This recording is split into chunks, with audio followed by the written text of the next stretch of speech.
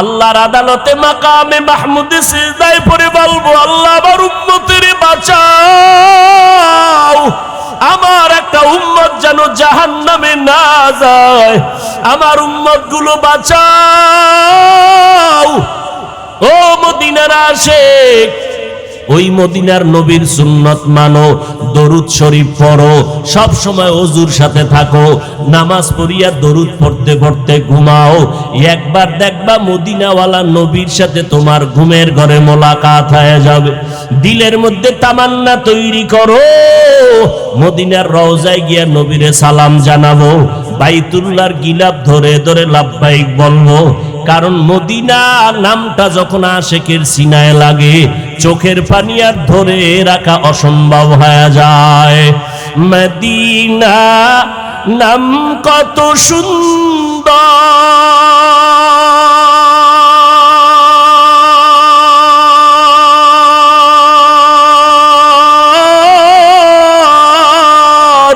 Medina কেড়ে সেবন্তর,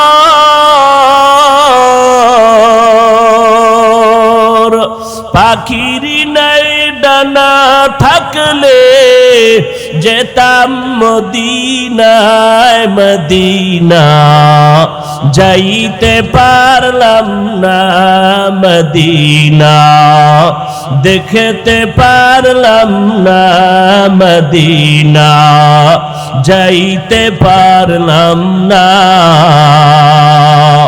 আমি অসহায় তাই এত দূরে রই, শুধু সালাম জানাই, মদিনা যাইতে পারলাম না, মদিনা দেখতে পারলাম না। ইলমে রায়ে জাজু করদান বেহিসাব, খলকে রাদাদান জওয়াবে বাসওয়াব। এখনো যদি কেউ গভীরভাবে রাতের বেলা বালিশে মাথা লাগাইয়া একটু চিন্তা করেন, আমাদের উলামায়ে কেরাম ছাত্র ভাইদেরকে বললাম, এখনো যদি একটু রাতের বেলা একা একা চিন্তা করেন, নামাজের মুসাল্লায় বসে অথবা বালিশে মাথা লাগাইয়া এক ধ্যানে যদি 5টা মিনিট চিন্তা করেন, আমাদের উপরে টুকটাক বিপদ কেন? আমি বলবো বিপদের একমাত্র কারণ আমরা নবীর আদর্শ থেকে যত পার্সেন্ট পেছনে চলে গেছি, তত পার্সেন্ট বিপদ আমাদেরকে চেপে ধরেছি। হয়তো আমার আমল ভালো না, না হয় আমার ভিতরে হাসাদের কবিরা গুনাহ, আমার অন্তরের মধ্যে কিবিরের কবিরা গুনাহ। এই কবিরা গুনাহকে কন্ট্রোল করতে পারি না, নিজের ভালোটা প্রশংসায় পঞ্চমুখ হয়ে যাই, অন্যের ভালোটা মেনে নিতে পারি না, নিজের বরাত্বটাকে সবার উপরে মনে করি। এই 2টা রোগ মারাত্মক আকার ধারণ করলো। একটা রোগের নাম কিবির, আর একটা রোগের নাম হাসাদ। এই 2টা রোগের মধ্যে পড়িয়া আমরা যথেষ্ট পেছন দিকে যাইতেছি। আল্লাহর কাছে কান্নাকাটি করা দরকার, কারণ আজও পর্যন্ত আহলে হকদের এই ব্যানার টিকে আছে কান্নাওয়ালাদের চোখের পানির কারণে, তাহাজ্জুদওয়ালাদের চোখের পানির কারণে। আমি তো সেদিনও ঢাকায় বলেছি, নাস্তিক বেঈমানের সাথে কোনো পিটাপিটি ঝগড়ার দরকার নাই, রাস্তায় গিয়া মিছিলেরও দরকার নাই। আমরা যদি এতগুলো মুসলমান একসাথে এক মনে 5 বেলার নামাজে মসজিদে ঢুকি, যে কোনো ডাকে আমরা এক জায়গায় বসি মন খুলিয়া, বেঈমানেরা দেখলেই ওদের ঘুম হারাম হয়ে যাবে। গালি দেওয়া লাগবে না, লাঠি হাতে নেওয়া লাগবে না। তবে শাহজালাল রহমাতুল্লাহ আলাইহি ইয়ামান থেকে ওই বাংলার জমিনে আসছেন, ও আল্লাহর বান্দার একটা লাঠি হাতের মধ্যে, পাগড়ি মাথায়, তসবিহ এক হাতে, লাঠি দিয়ে কাউকে মারার জন্য আসেন নাই। কেউ যদি আক্রমণ করে সে থেকে বাঁচার জন্য লাঠি হাতে নিয়েছেন। ও আল্লাহর বান্দারা, আমরা কাউকে আক্রমণ করার পক্ষে না। কেউ যদি আমাদের উপরে ইচ্ছা করে গায়ের জোরে আক্রমণ করে, আমরা পিঠ যখন দেয়ালে টিকে যাবে তখন আর পেছনে তাকাবো না, সামনে তাকাইয়া বাতিলের মোকাবেলায় পরিস্থিতিতে যা করা দরকার তাই করব। এরে নবীর উম্মতের দল, তবে আমাকে সব সময় মনে রাখতে হবে আমি এখন শিশু, আমাকে ফলো করতে হবে শিশুবেলায় নবীর আদর্শ কেমন ছিল। আমি এখন কিশোর, আমার খেয়াল রাখিয়া চলতে হবে কিশোর কালে আমার মদিনাওয়ালা নবীর আদর্শ কেমন ছিল। আমি এখন যুবক অবস্থায় আমার নবীর আদর্শ কেমন। আমি এখন বয়স্ক হয়ে গেলাম, আমার নবী এই বয়সের আদর্শটা কেমন ছিল। আমার নবী ভাইদের সাথে কেমন ব্যবহার, আমার নবীর ঘরের সাথে কেমন আদর্শ, আমার মায়ার নবী প্রতিবেশীর সাথে কেমন আচরণ করেছেন, এগুলো যদি আমরা খেয়াল রাখি, আমার নবী বয়ানে বসে উম্মতকে কেমন বয়ান করতেন, আমি বক্তা হইয়াও যদি চিন্তা করি, আজ নয় কাল, একদিন ভাবতে ভাবতে ভাবতে ভাবতে ফিকির করতে করতে আল্লাহ ওই লাইনটা আমার মধ্যে এনে দিবেন। এরে নবীর উম্মতের দল, আল্লাহর মোহাব্বত নিয়ে যদি চলতে পারি, নবীর সুন্নতের মালা যদি গলায় লাগায় চলতে পারি, আল্লাহ পাক এখনো কামিয়াবির দরজা খুলে রাখছেন। আল্লাহ পাক রব্বুল আলামিন বলেন, ও বান্দা, তোমাকে ইবাদতের জন্য আমি সৃষ্টি করলাম, ইবাদত করিয়া তুমি আমার মোহাব্বত তৈরি করো, আমার মোলাকাতের রাস্তাটা আসান করে নাও। আর আমার ইবাদত কবুলিয়াতের জন্য একমাত্র মদিনাওয়ালা নবীর আদর্শের বিকল্প নাই। দুনিয়ার সব আদর্শ বন্ধ করে দাও, মদিনার নবীর আদর্শের মালা গলায় লাগাও। আমার নবী কেমনে চুল কাটতেন, আমার নবী কেমনে নখ রাখতেন, ওখানেও নবীর আদর্শ। নবীর আদর্শ মতো জুতা পরো, নবীর আদর্শ মতো বাথরুমে যাও, বের হও। নবীর সুন্নত যে যত আমল করবে, কাজে লাগাবে, আল্লাহ তার সম্মান মর্যাদা তত বাড়ায় দিবেন। এলেম আর বাহাদুরি আর শক্তি না, টাকা না, সম্মান দেওয়ার একমাত্র আল্লাহ পাক। বাহাদুরি দিছেন এলেম আর মদিনাওয়ালা নবীর আদর্শের বরকত। আল্লাহ পাক রব্বুল আলামিন, আমি সেদিনও তো পটিয়া মাদ্রাসায় বলেছিলাম, দুনিয়াওয়ালারা চেয়ারে বসানোর আগে যোগ্যতা দেখে, তারপরে চেয়ারে বসায়। আর আমার আল্লাহ যোগ্যতা দেখে না, আল্লাহ চেয়ারে বসাইয়া যেই পরিমাণ যোগ্যতা দরকার ওই পরিমাণ দিয়া দেয়। আল্লাহ যদি আগে যোগ্যতা দেখে চেয়ারে বসাইতেন, আফ্রিকার জঙ্গলের বেলাল মদিনার দরবারে আসতে পারত না। মানুষের হায়াতের সীমানা যতটুকু, ইবাদতের সীমানাও ততটুকু। আমার জিন্দা বডি বাথরুমে গেলে সেখানেও ইবাদত, আমার এই হায়াতের বডিটা আসমানের দিকে অগ্রসর হলে সেখানে ইবাদত। আমি যেখানে ইবাদত সেখানে মৃত্যু পর্যন্ত। অতএব আমি যদি ঘুমাই ইবাদত, আমি যদি ব্যবসা করি ইবাদত, আমি যদি চাকরি করি ইবাদত। হতে হবে মদিনাওয়ালা নবীর তরিকায়। আর নবীর তরিকা বাদ দিয়া নামাজ পড়লেও গুনাহ, নবীর তরিকা আদর্শ বাদ দিয়া রোজা রাখলেও গুনাহ, নবীর তরিকা বন্ধ করে মন গড়া কোনো আমল করলে গুনাহ, ব্যবসা করলে গুনাহ, জিকির করলে গুনাহ, তেলাওয়াত করলে গুনাহ। আর নবীর তরিকা মেনে ব্যবসা করলে সওয়াব, চাকরি করা ইবাদত, লেখাপড়া করা ইবাদত।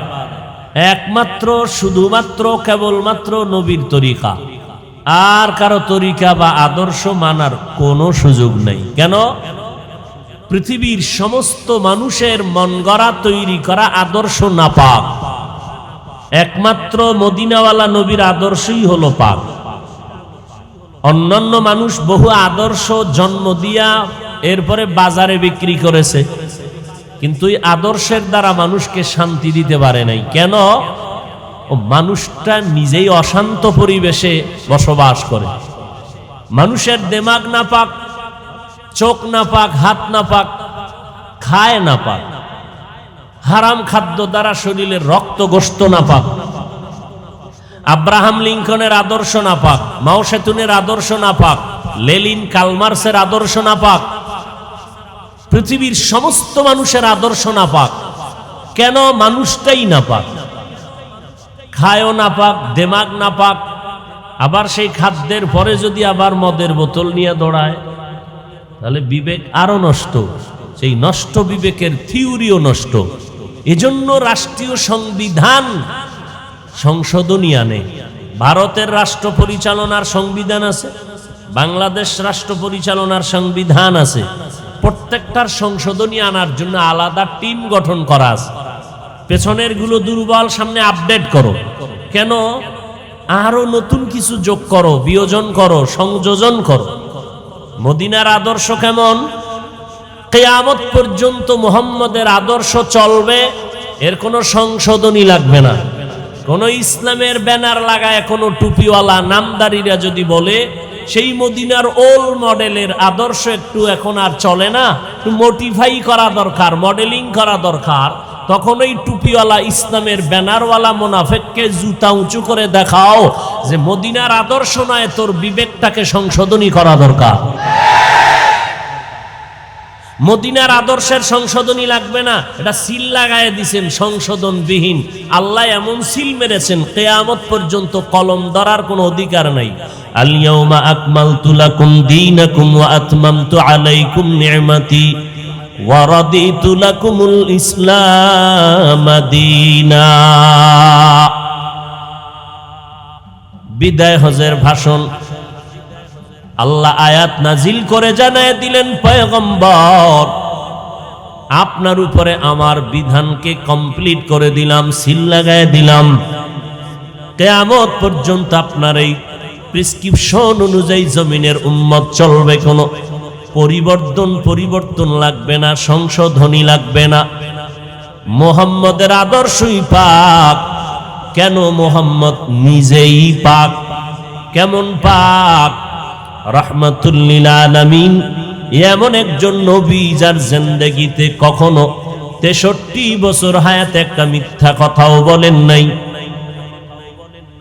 জীবনে একটা মিথ্যা কথা বলেন নাই। আর আমগো রাত দিন মিথ্যা ছাড়া কমপ্লিট হয় না। এমন একজন নেতা নাই যে মিথ্যা বলে নাই। একজন নবী আমার, আল্লাহ তাকে কুদরতের দ্বারা হেফাজত করেছেন। কেমন একজন নবী আমার, যেই নবীর 63 বছর হায়াতে কোনো মিথ্যা কথা বলেন নাই। আরবের বেঈমান মুশরিকের দল দিনরাত মুহাম্মদের বিরোধিতা করে, গালি দেয়, কিন্তু রাতের বেলা গোপনে মুহাম্মদের কাছে আমানতের টাকা রাখে। কারণ বেঈমানরাও জানে মুহাম্মদের যত গালি দেই, মুহাম্মদ এত সৎ, এত আমানতদার, জীবনে ওর কাছে কোনো মাল রাখলে কখনো খেয়ানত হবে না। এজন্য মুশরিক বেঈমানেরা আল আমিন বলে উপাধি দিয়েছিল। এমন একজন নবী আমার, যেই নবীর ঘাম পবিত্র, যেই নবীর ঘাম থেকে মেশকের ঘ্রাণ। কেমন মায়ার নবী, যেই নবী রাস্তায় কদম দিলে মেশকের ঘ্রাণ। ওই রাস্তার কদমের জায়গা থেকে দীর্ঘ দিন নয়, শুধু বহু বছর ধরে ওখান থেকে মেশকের ঘ্রাণ আসে। কেমন মায়ার নবী আমার, মদিনাতুল মুনাওয়ারা থেকে উহুদের পাহাড়ে হেঁটে গেলে মাত্র 15 মিনিট সময়ের ব্যবধান। এত বিশাল উহুদের পাহাড়, ওই পাহাড়ের পাদদেশে উহুদের যুদ্ধ যখন সংগঠিত হয়েছিল, বেঈমানেরা মুসলমানের উপরে অতর্কিত হামলার এক পর্যায়ে নবীর উপরে লোহা ঢুকায় দিল মাথা মোবারক। নবী গর্তের মধ্যে পড়ে গেছেন। বেঈমানেরা পর্যন্ত ঘোষণা দিয়ে দিল মুহাম্মদ জমিনের মধ্যে জিন্দা নাই। এই খবর ছড়ায় গেল মদিনার অলিতে গলিতে।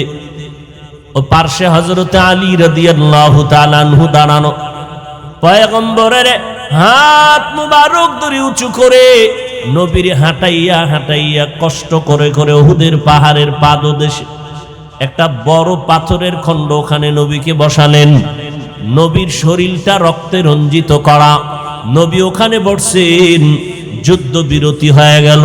মায়ার নবী বলেন, ও সাহাবায়ে কেরাম, যুদ্ধের ময়দানে যারা শহীদ হয়ে গেল, বিনা গোসলে তাদের কবর দাও, জানাজা দিয়া দাফনের ব্যবস্থা করে দাও। নবীজি যেই পাথর খণ্ডে বসছিলেন, আজ পর্যন্ত সেই মদিনার প্রান্তে উহুদের পাহাড়ের পাশে ওই পাথরটা আজও আছে। 1500 বছর অতিক্রম হওয়ার পর আল্লাহর কসম, এখনো যদি এই পাথরের মধ্যে কোনো আশেক নাক লাগায় দাও, এখন ওই পাথর থেকে মিশকের ঘ্রাণ নাকে আসতে থাকে। ইমামুল আউয়ালিনাল আখিরিন বহরে সাদকা রাহমাতাল লিল আলামিন সাইয়্যিদুল কাউনাইন খাতমুল মুরসালিন আখিরামত বুদ ফখরুল আউয়ালিন। মদিনার নবী এত পবিত্র, ১৫০০ বছর পরে আজ তাকায় দেখো, ওই নবীর আদর্শ দেখার পরে কত বেঈমানেরা, বিধর্মীরা পর্যন্ত আমার নবীকে দেখতে পারে নাই, কিন্তু নবীর সুন্দর আদর্শ দেখার পরে, রিসার্চ করার পরে আল্লাহর বান্দারা কালেমাওয়ালা মুসলমান হয়ে গেল। বহু বিধর্মী পর্যন্ত গবেষণা করে দেখলো মুহাম্মদ একজন সৎ, একজন আদর্শ মানুষ গড়ার ফ্যাক্টরি। এমন আদর্শ মানুষ তৈরি করে গেলেন। যেই সময় মুহাম্মদ মক্কার জমিনে আসছেন, সেই সময় মক্কার মানুষের মতো চূড়ান্ত খারাপ চরিত্রহীন মানুষ জমিনের আর কোথাও ছিল না। অল্প সময়ের ভেতরে মক্কার চরিত্রহীন মানুষ এত দামি হয়ে গেল। মদিনার নবীর আদর্শ গ্রহণ করার কারণে মক্কার মানুষ এত দামি, আমার আল্লাহ নিজেই তাদের জন্য জান্নাতের অগ্রিম টিকিট পাঠায় দিলেন। ও নবী জানায় দেন, অমুক অমুক ব্যক্তি আপনার সাহাবা, তাদের নামে জান্নাত দিয়ে দিলাম। মদিনার নবীর আদর্শ অল্প সময়ের ভেতরে মক্কা মদিনার মানুষগুলোকে পাগল পারা করে ফেললেন। মানুষগুলো মুহাম্মদের দেখলেই কালেমা পড়ে, মুহাম্মদের চেহারার দর্শন করলেই কালেমার দিকে আগায় যায়। মুহাম্মদ কোনোদিন মিথ্যা কথা বলেন নাই। আমার নবী এমন দামি নবী, এমন পবিত্র নবী, আমার নবী কোনোদিন চোখ দুইটা গরম করিয়াও কারো দিকে তাকান নাই। আমার নবী কোনোদিন জীবনে কাউকে গালিও দেন নাই, এবং কেউ গালি দিলে কখনো তো গালির জবাব পর্যন্ত নবী দেন নাই। নবীরে অকথ্য ভাষায় গালি দেয় ইহুদি বেঈমান। পার্শ্বে হযরত আবু বকর বসা, কত আর সহ্য করা যায়? আমার নবীরে গালি দিবে, মেনে নেওয়া যায় না। আবু বকর জবাব দিতে উদ্যত হয়। আল্লাহর নবী ইশারায় বললেন, আবু বকর জবাব দিবেন না। ইহুদি এক চাটিয়া গালি দিতেছে, আল্লাহর নবী চুপ করে বসে আছেন। আবু বকরের চোখ দিয়া পানি বের হয়ে গেল। যেই নবীর সোহবতে আসিয়া আজ আল্লাহ আমাকে এত সম্মান দান করলেন, মক্কার মানুষ আমি আবু বকরের চিনতে পারলো। এতদিন চিনত না যে আমি আবু বকর কেমন, এখন আমাকে চিনে মুহাম্মদের সোহবতের কারণে। ওই নবীর এক চাটিয়া বেঈমান গালি দিবে, আর আমি নবীর আশিক চুপ করে থাকবো, মেনে নেওয়া যায় না। মায়ার নবী বুঝতে পেরে বলে, আবু বকর, ইহুদিকে গালি দিতে বারণ করিও না রে আবু বকর, গালি দেওয়ার সুযোগ দাও। নবী মুস্কি হাসে না, ইহুদি গালি দেয়। আবু বকর কত আর কন্ট্রোল করা যায়? মোহাব্বত মানুষকে অন্ধ বানায় দেয়। আবু বকর চোখের পানি আর ধরে রাখতে না পেরে কন্ট্রোল হারাইয়া দাঁড়াইয়া ইহুদি বেঈমানের গালির জবাব দেওয়া শুরু করলো। আল্লাহর নবীর চেহারা মোবারক মলিন হয়ে গেল। আমার আবু বকরের গালির জবাব শুনিয়া ইহুদি এক পর্যায়ে চলে গেল। এবার আবু বকর বলেন, পয়গম্বর, যখন কোনো গালির জবাব দেওয়া হয় নাই, একচেটি ইহুদি বেঈমান গালি দিতেছিল, আপনি দেখলাম হাসি হাসি চেহারা মোবারক। আমি আবু বকর সহ্য করতে না পেরে যখন গালির জবাব দিতেছিলাম, হঠাৎ দেখতেছি আপনার চেহারাটা মলিন হয়ে গেল। মায়ার নবী বলেন, আবু বকর, যখন ইহুদি গালি দিতেছিল আমি চুপ করে বসে দিতেছিলাম না। ও আবু বকর, তুমি জানো না আমি মুহাম্মদ তাকায় দেখতেছিলাম আমার আল্লাহর কুদরতে, আল্লাহর একজন রহমতের ফেরেশতা আমি মুহাম্মদের পক্ষ হয়ে ইহুদির গালির জবাব দিতেছিল। যখনই আপনি জবাব দেওয়া শুরু করলেন, ইহুদির পক্ষ থেকে আল্লাহর রহমতের ফেরেশতা চলে গেল। এরে নবীর আশিকের দল, মায়ার নবী কেমন আদর্শের নবী, জীবনে কোনোদিন চোখ দুইটাও গরম করে কোনো দিকে তাকান নাই। আল্লাহর নবী কোনোদিন কাউকে গালি দেন নাই, নবীর গালির জবাবও কোনোদিন দেন নাই। আল্লাহর নবীর এই আদর্শের কারণে অল্প সময়ের মধ্যে মক্কার বিজয়ের বাতি জ্বলে উঠল, বেঈমানের হৃদয়টারে কম্পন সৃষ্টি করে ফেলল। সবাই আসে দুশ্চিন্তা নিয়া, দুর্বিসন্ধি নিয়া মুহাম্মদের উপরে আক্রমণ করবে, কিন্তু মুহাম্মদের আদর্শ দেখা মাত্র মুহাম্মদের কাছে মাথা নত করে কালেমা পড়ে। আল্লাহর নবী এমন আদর্শের নবী আমার। ইহুদি এক বেঈমান একটা কুকুর টাকা দিয়া খরিদ করেছিল, ওই কুকুরটাকে বড় বানাইয়া মুহাম্মদকে দুনিয়া থেকে ধ্বংস করবে এই দুর্বিসন্ধি নিয়া কুকুরটারে ছোট থেকে কিনিয়া খানা দানা খাওয়াইয়া বড় বানাইল।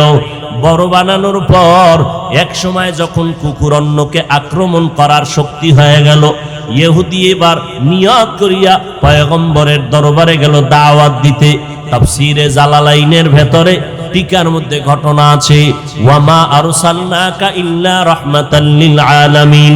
এই আয়াতের ব্যাখ্যায় লেখা হয়, ইহুদি আমার নবীকে দাওয়াত দেওয়ার জন্য যখন রওয়ানা, নবীর দরবারে গিয়া ইহুদি ডাক দিয়া কয়, ও মুহাম্মদ, আব্দুল্লাহর সন্তান, কিছু যদি মনে না করেন, আমার বাড়িতে একটু মেহমান হতে হবে আপনার। নবী চিন্তায় পড়ে গেলেন, আমি রাহমাতুল লিল আলামিন, ইহুদির বাড়ি দাওয়াতে যাবে, এটা কেমন করে সম্ভব? আল্লাহর নবী পেরেশান হয়ে গেলেন। আল্লাহর পক্ষ থেকে জবাব আসলো দাওয়াত গ্রহণ করার জন্য। আমার নবী আল্লাহর উপরে ভরসা করিয়া ইহুদির বাড়ি মেহমান হওয়ার দাওয়াত গ্রহণ করলেন। আল্লাহ তাআলার নবী ইহুদির বাড়ি যখন হাজির হয়ে গেল, ইহুদির বাড়ির সামনে বসানোর ব্যবস্থা করিয়া ইহুদি ঘরের মধ্যে চলে গেল। কুকুরটারে ডাক দিয়া কয়, হ্যাঁ কুকুর, মালিকের গোলামি করার জন্য তোর মতো আর আপন কেউ নাই। ও কুকুর, আজ আমার ঘরের দরজায় এমন এক ব্যক্তি আসছে, তোরে আমি টাকা পয়সা দিয়া লালন পালন করে বড় বানাইলাম। আজকে জীবনের আমার একটা দাবি পূরণ করা লাগবে, পূরণ করবি, যা ওই লোকটাকে কামড় দিয়া ধ্বংসন করে জমিন থেকে বিদায় করে দিবি। কুকুর মালিকের খেদমতের জন্য, গোলামির জন্য কুকুরের মতো অন্য কোনো প্রাণী নাই। নিঃস্বার্থভাবে একটা কুকুর মালিকের জন্য এতটাই পাগল, নিজের জীবনটা দিয়া হলো মালিককে বাঁচানোর চেষ্টা করে। আজ পর্যন্ত কোনো কুকুর মালিকের সাথে বেয়াদবিমূলক আচরণ করে নাই। মালিক যেহেতু বলল, কুকুর যাও, ওই লোকটাকে ধ্বংস করে মেরে ফেলতে হবে, মালিকের আদেশ মানার জন্য কুকুরটা কদম বাড়াইয়া এক কদম দুই কদম দিয়া সামনে আগায়। যখনই ভেতর থেকে বের হইয়া রাহমাতুল লিল আলামিনের চেহারা চোখ লাইগা গেল, কুকুরটার সাথে সাথে কদমটা ব্রেক করে দাঁড়ায় গেল। কিছুক্ষণ নবীর চেহারা মোবারকটা তাকায় তাকায় দেখলো। এরপরে কুকুরের সামনে না আগাইয়া এবার আবার পেছনে ব্যাক করে ঘরের মধ্যে গেল।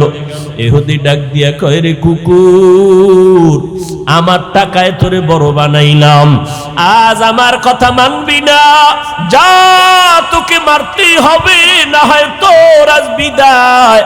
কুকুরটা মালিকের হুকুম মানার জন্য দ্বিতীয়বার যখন আবার রওয়ানা, কিছু দূর যাইয়া যখনই রাহমাতুল লিল আলামিনের চেহারাটা চোখে বাজলো, ওই কুকুরটা দাঁড়ায় গেল, আর সামনে আগাইতেই পারে না। কুকুর এবারও পিছপা হইয়া ঘরের ভেতরে চলে গেল। এবার কুকুরটা মালিক একটা বেত লাঠি হাতের মধ্যে নিয়া বেত্রাঘাত করিয়া বলে, রে কুকুর, ওই ব্যক্তিকে মারতেই হবে। যখন কুকুরের উপরে আক্রমণ, আল্লাহর কুদরতে কুকুরের জবানটা খুলিয়া গেল। কুকুর ডাক দিয়া কয়, রে মালিক, তুমি যাকে মারতে বলতেছো, আমি তো তোমার খাইয়া পইরা যথেষ্ট বড় হয়ে গেলাম, কিন্তু যতবার আমি আগাইলাম তাকে মারার জন্য, আমি আর সামনে গেলে কদম আগাইতে পারি না। তার চেহারাটার দিকে যখন আমার নজর পড়ে যায় আমার অন্তর কাঁপতে থাকে। এই লোকটা তো কোনো মানুষের ক্ষতি করার জন্য আসে নাই, এই লোকটা তো কারো মানুষের দুশ্মনী করতে পারে না। এইবার কুকুরের আওয়াজ শুই না ইহুদির মাথা গরম হয়ে গেল। ইহুদি এই কথা, কুকুর যে কথা বলতে পারে না, ওই কুকুর যদি চোখের পানি সারিয়া মালিকের এই কথা বলে, ওই ইহুদি দৌড়াইয়া পয়গম্বরের দরবারে হাজির, কদমে গিয়া চোখের পানি ছেড়ে বলে, নবী আমাকে মাফ করে দেন, আমি বেয়াদবি করে ফেললাম, আমাকে মাফ করে দেন। শেষ পর্যন্ত ইহুদি কালেমা পড়ে মুসলমান হয়ে গেল। আমার নবীর সুন্দর ব্যবহার, আমার নবীর সুন্দর আদর্শ আজ পর্যন্ত আমাদের কাছে থাকার কারণে আজকে আলহামদুলিল্লাহ এত গালি দেওয়ার কারণেও তাবলীগওয়ালারা সামনে আগাইয়াই যাইতেছে, দেওবন্দিওয়ালারা অগ্রগামী হয়ে যাইতেছে, আহলে হক ওলামায়ে কেরাম সামনে আগাইতেছে। যত বিরোধিতা করা হোক না কেন এই ময়দান আর কেউ কমাইতেই পারে না। যত বিরোধিতা করে ততই বাতির আলো বেড়ে যায়। এরে নবীর উম্মতের দল, আল্লাহর নবীর আদর্শ বহন করার কারণে ওই নবীর আদর্শ লালন করি। হাজারবার গালি আসতেছে, কোনো জবাব নাই। মদিনার নবীর আদর্শ, গালিও দিব না, গালির জবাবও দিব না। এই আদর্শ মানার কারণে আল্লাহর হাজার কোটি শুকর। আমরা পাঁচকল্লি টুপি মাথায় দেই, কিন্তু যারা দেয় না তাদেরকে গালিও দেই না, হিংসাও করি না। দেখলে চেষ্টা করি সালাম দেওয়ার জন্য। আমরা কওমি মাদ্রাসায় লেখাপড়া করেছি, এখনো করতেছি। অন্য মাদ্রাসার বিরুদ্ধে বলি না, স্কুল কলেজের বিরুদ্ধেও বলি না। কওমি মাদ্রাসায় যারা পড়ে না তাদেরকে হিংসাও করি না, গালিও দেই না। দেখলে সালাম দেওয়ার চেষ্টা করি। আমরা তাবলীগওয়ালা, আমরা দেওবন্দি, লম্বা পোশাক পরলাম, অন্য পোশাকের বিরুদ্ধে বলি না, আমরা কাউকে গালিও দেই না। দেখলে চেষ্টা করি সালাম দেওয়ার। এই চুপ থাকার কারণে নবীর আদর্শের দ্বারা আজকে প্রত্যেকটা জায়গায় মাদ্রাসার অভাব নাই, আহলে হকদের সমাবেশে মানুষের অভাব নাই। আমি তো মনে করি ওই বাতিলদের বাধার কারণে আর 10টা বছরের ভেতরে এমন অবস্থা হবে এই জমিনে, এমন একটা এলাকা থাকবে না যেখানে কওমি মাদ্রাসা হবে না। ইলমে রায়ে জাজু করদান বেহিসাব, খলকে রাদাদান জওয়াবে বাসওয়াব।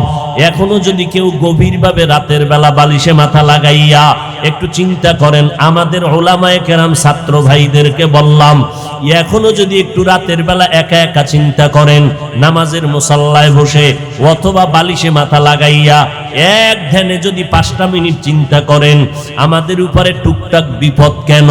আমি বলবো বিপদের একমাত্র কারণ আমরা নবীর আদর্শ থেকে যত % পেছনে চলে গেছি, তত % বিপদ আমাদেরকে চেপে ধরেছি। হয়তো আমার আমল ভালো না, না হয় আমার ভিতরে হাসাদের কবিরা গুনাহ, আমার অন্তরের মধ্যে কিবিরের কবিরা গুনাহ। এই কবিরা গুনাহকে কন্ট্রোল করতে পারি না। নিজের ভালোটা প্রশংসায় পঞ্চমুখ হয়ে যায়, অন্যের ভালোটা মেনে নিতে পারি না। নিজের বরাত্বটাকে সবার উপরে মনে করি। এই 2টা রোগ মারাত্মক আকার ধারণ করলো। একটা রোগের নাম কিবির, আর একটা রোগের নাম হাসাদ। এই 2টা রোগের মধ্যে পড়িয়া আমরা যথেষ্ট পেছন দিকে যাইতেছি। আল্লাহর কাছে কান্নাকাটি করা দরকার, কারণ আজও পর্যন্ত আহলে হকদের এই ব্যানার টিকে আছে কান্নাওয়ালাদের চোখের পানির কারণে, তাহাজ্জুদওয়ালাদের চোখের পানির কারণে। আমি তো সেদিনও ঢাকায় বলেছি, নাস্তিক বেঈমানের সাথে কোনো পিটাপিটি ঝগড়ার দরকার নাই, রাস্তায় গিয়া মিছিলেরও দরকার নাই। আমরা যদি এতগুলো মুসলমান একসাথে এক মনে 5 বেলার নামাজে মসজিদে ঢুকি, যে কোনো ডাকে আমরা এক জায়গায় বসি মন খুলিয়া, বেঈমানেরা দেখলেই ওদের ঘুম হারাম হয়ে যাবে। গালি দেওয়া লাগবে না, লাঠি হাতে নেওয়া লাগবে না। তবে শাহজালাল রহমতুল্লাহ আলাই ইয়ামান থেকে ওই বাংলার জমিনে আসছেন, ও আল্লাহর বান্দার একটা লাঠি হাতের মধ্যে, পাগড়ি মাথায়, তসবি এক হাতে, লাঠি দিয়ে কাউকে মারার জন্য আসেন নাই, কেউ যদি আক্রমণ করে সে থেকে বাঁচার জন্য লাঠি হাতে নিয়েছেন। ও আল্লাহর বান্দারা, আমরা কাউকে আক্রমণ করার পক্ষে না। কেউ যদি আমাদের উপরে ইচ্ছা করে গায়ের জোরে আক্রমণ করে, আমরা পিঠ যখন দেয়ালে ঠেকে যাবে তখন আর পেছনে তাকাবো না, সামনে তাকাইয়া বাতিলের মোকাবেলায় পরিস্থিতিতে যা করা দরকার তাই করব। এরে নবীর উম্মতের দল, তবে আমাকে সব সময় মনে রাখতে হবে আমি এখন শিশু, আমাকে ফলো করতে হবে শিশুবেলায় নবীর আদর্শ কেমন ছিল। আমি এখন কিশোর, আমার খেয়াল রাখিয়া চলতে হবে কিশোর কালে আমার মদিনাওয়ালা নবীর আদর্শ কেমন ছিল। আমি এখন যুবক, যুবক অবস্থায় আমার নবীর আদর্শ কেমন। আমি এখন বয়স্ক হয়ে গেলাম, আমার নবী এই বয়সের আদর্শটা কেমন ছিল। আমার নবী ভাইদের সাথে কেমন ব্যবহার, আমার নবীর ঘরের সাথে কেমন আদর্শ, আমার মায়ার নবী প্রতিবেশীর সাথে কেমন আচরণ করেছেন, এগুলো যদি আমরা খেয়াল রাখি। আমার নবী বয়ানে বসে উম্মতকে কেমন বয়ান করতেন, আমি বক্তা হইয়াও যদি চিন্তা করি, আজ নয় কাল, একদিন ভাবতে ভাবতে ভাবতে ভাবতে ফিকির করতে করতে আল্লাহ ওই লাইনটা আমার মধ্যে এনে দিবেন। এরে নবীর উম্মতের দল, আল্লাহর মুহাব্বত নিয়ে যদি চলতে পারি, নবীর সুন্নতের মালা যদি গলায় লাগায় চলতে পারি, আল্লাহ পাক এখনো কামিয়াবির দরজা খুলে রাখছেন। আল্লাহ পাক রব্বুল আলামিন বলেন, ও বান্দা, তোমাকে ইবাদতের জন্য আমি সৃষ্টি করলাম, ইবাদত করিয়া তুমি আমার মুহাব্বত তৈরি করো, আমার মোলাকাতের রাস্তাটা আসান করে নাও। আর আমার ইবাদত কবুলিয়াতের জন্য একমাত্র মদিনাওয়ালা নবীর আদর্শের বিকল্প নাই। দুনিয়ার সব আদর্শ বন্ধ করে দাও, মদিনার নবীর আদর্শের মালা গলায় লাগাও।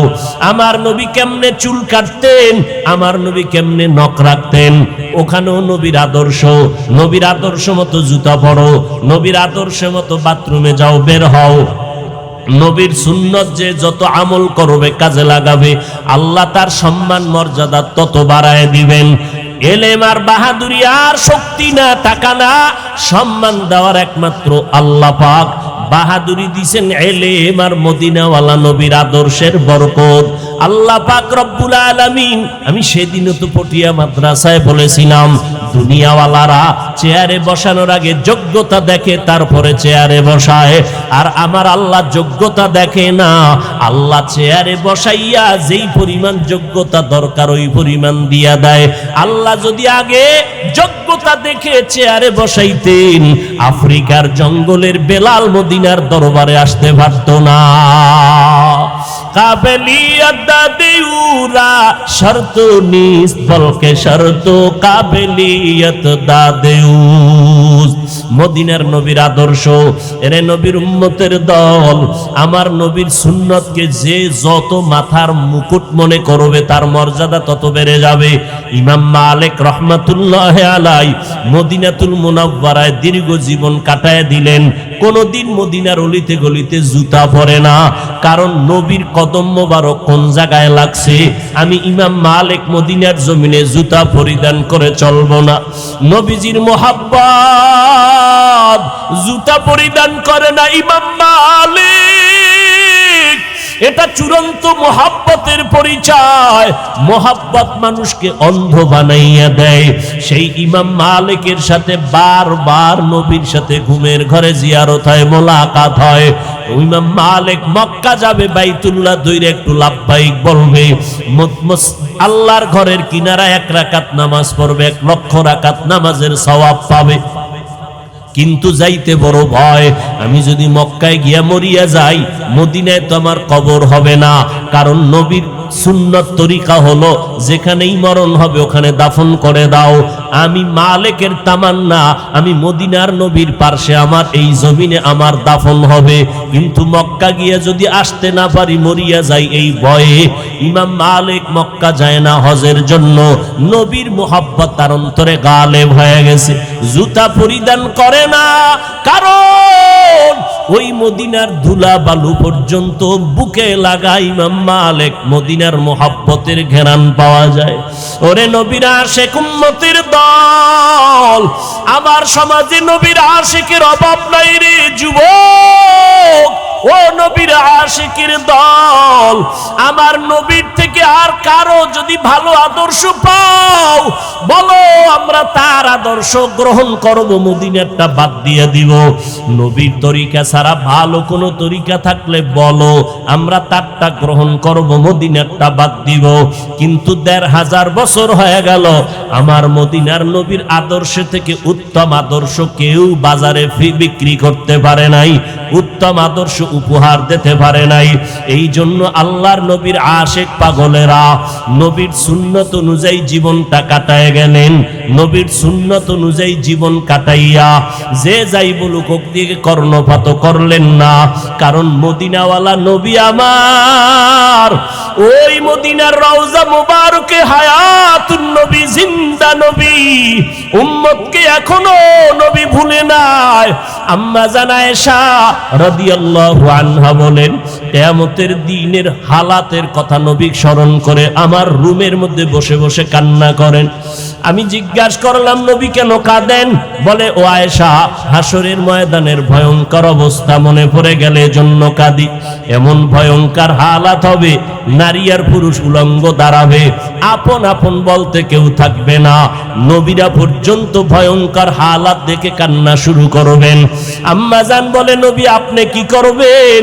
আমার নবী বলেন, সব নবীরা নাফসি নাফসি বলে কান্না করবেন, একমাত্র আমি মুহাম্মদ আল্লাহর আদালতে মাকামে মাহমুদে সিজদায় পড়ে বলবো, আল্লাহ আমার উম্মতের বাঁচাও, আমার একটা উম্মত যেন জাহান্নামে না যায়, আমার উম্মত গুলো বাঁচাও। ও মদিনার আশিক, ওই মদিনার নবীর সুন্নত মানো, দরুদ শরীফ পড়ো, সব সময় ওযুর সাথে থাকো, নামাজ পড়িয়া দরুদ পড়তে পড়তে ঘুমাও। একবার দেখবা মদিনাওয়ালা নবীর সাথে তোমার ঘুমের ঘরে মোলাকাত হয়ে যাবে। দিলের মধ্যে তামান্না তৈরি করো, মদিনার রওজায় গিয়া নবীরে সালাম জানাবো, বাইতুল্লাহর গিলাফ ধরে ধরে লাব্বাইক বলবো। কারণ মদিনা নামটা যখন আশিকের সিনায় লাগে, চোখের পানি আর ধরে রাখা অসম্ভব হয়ে যায়। মদিনা নাম কত সুন্দর,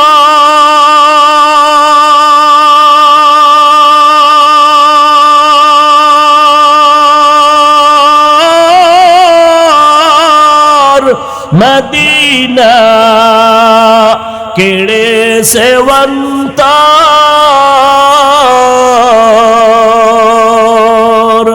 পাখির নাই ডানা থাকলে যেতাম মদিনায়, মদিনা যাইতে পারলাম না, মদিনা দেখতে পারলাম না, মদিনা যাইতে পারলাম না।